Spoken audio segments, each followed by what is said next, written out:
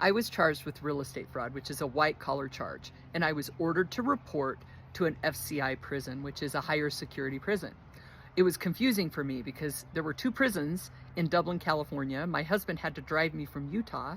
They didn't have federal prisons in Utah. So we get there and the address on the paperwork says FCI, Federal Correctional Institution. And I walk into a higher security prison. There's people doing life. There's people there for violent crimes.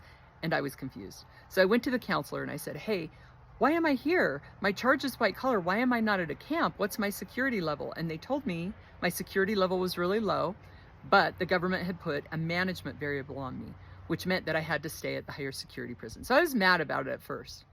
So I did it my first year in Dublin, California. I was transferred to Waseca, Minnesota. Again, when you're in a high security prison, they chain you, they shackle you, they transfer you from place to place, and it's very uncomfortable. And I'm still confused why I'm supposed to be at a prison camp.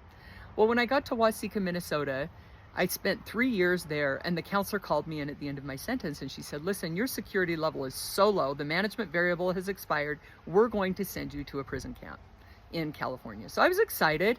I didn't know the difference between a higher security prison and a camp. I'd never been to a camp. What was crazy is they actually took me, dropped me off at an airport with no guard, no escort, and I flew myself to California. My security level was so low that I just got a taxi and they drove me right to the prison camp, and I walked into the prison camp where I spent 7 months. But here's what I found out. The prison camp is pretty boring. Like, I preferred the higher security prison because there was more going on, more programs, and I liked the structure. So I did the last little bit of my time at a camp, and then my husband drove to Victorville, California, and picked me up and brought me back to Utah to a halfway house. Well, the halfway house was the most uncomfortable. I wanted to go back to prison. I thought, man, this is the worst time that I could possibly do.